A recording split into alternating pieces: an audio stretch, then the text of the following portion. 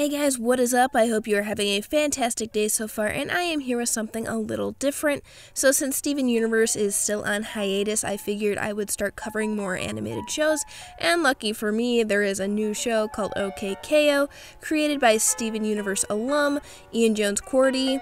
So I figured I would give my initial thoughts on the first few episodes, and keep in mind in this video I will go over the first 4 episodes since they are the ones that premiered the other night on cable. And once the new episodes start airing one at a time, I will be sure to make individual videos for each of those. And really quick, this review will have spoilers, and also I'd like to apologize that this will be the only image that you guys will see. It's just a still image to my knowledge. The clips from the show have not yet been released. It's only on Cartoon Network's website, and if I took screenshots from there, it has the little time scrubber, so I didn't want to do that. So hopefully within the next few days, clips and also music from the show will be available to either purchase or to download, so I could put clips in here. But with that, let's get on with the review. So OK KO is about a kid named KO who dreams of becoming a hero, and everyone in this world has special abilities and powers that allow them to become heroes. And right off the bat, this reminds me a lot of My Hero Academia, with everyone having special powers and wanting to become heroes. So if you like My Hero Academia, you'll probably like this show.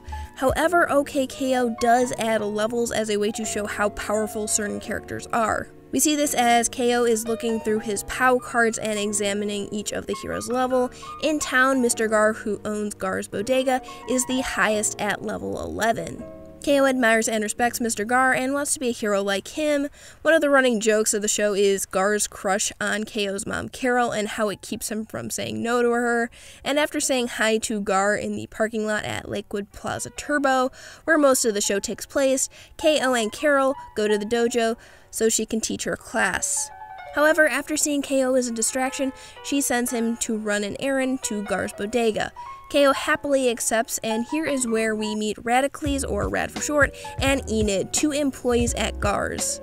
Despite only being a level 2, Rad loves to brag about his accomplishments, air quotes around accomplishments, such as showing KO pictures with his face just pasted over of other heroes' accomplishments, and Enid is incredibly lazy and unhelpful, but is a level 3. While KO goes around the store looking around for things to make him a hero, such as laser swords, flame gauntlets, and electric nachos, we probably get one of my favorite parts of the show right here, is just this snowman looking character walking up to the counter where Eden is and just screaming, "Do you guys have any gum?" And then Enid gestures to all the gum stands, and then he just says okay and then just walks away. I don't know why, but it's absolutely hilarious to me.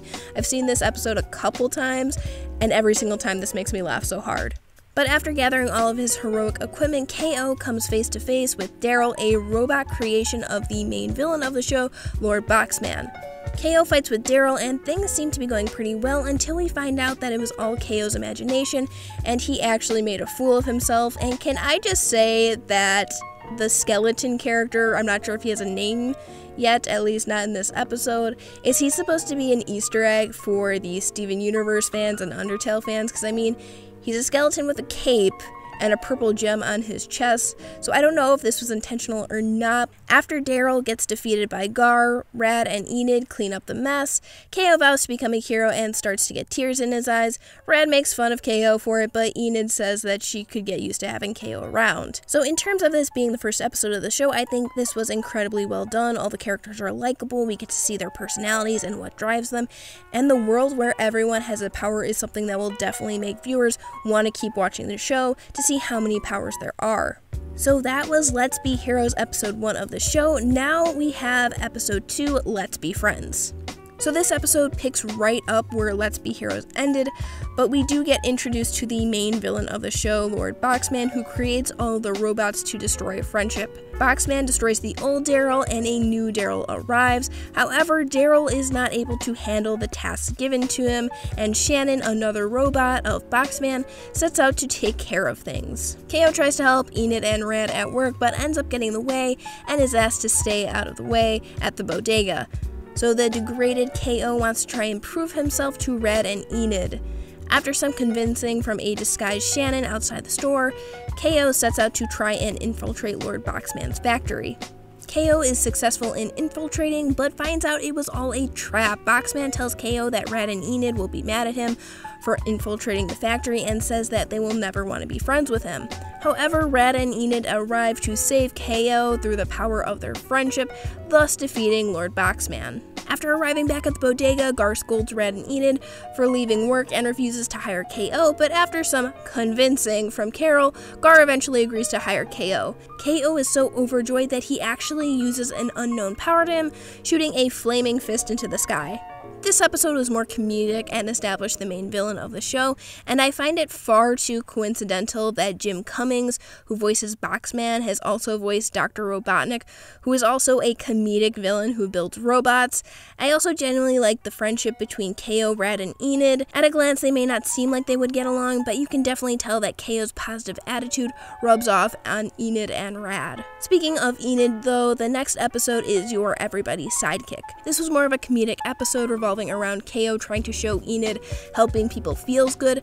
I really don't have much to say about this episode. It was just a funny episode and that I enjoyed seeing the friendship between Enid and KO develop, but I did enjoy the teenage gang, especially Greg, who is just a bird who squawks instead of talks, but at the end he does say thank you to KO and Enid for helping him out, to which Enid admittedly says it feels good to be thanked. So overall, cute and funny episode. Now the next episode is my favorite, called We Messed Up, and in this we open with Rad giving voices to his biceps when suddenly Gar goes through a training regimen with Rad, Enid, and KO. Successfully completing it, Gar goes off in a secret mission and warns KO and the others not to go in his office, and of course the three go into his office and find that he has a room filled with monitors and a desk with a picture of Carol. Gar returns claiming he forgot his car keys, which I find funny because we literally just saw him drive off in his car a minute ago, but this causes the gang to panic and accidentally break the picture.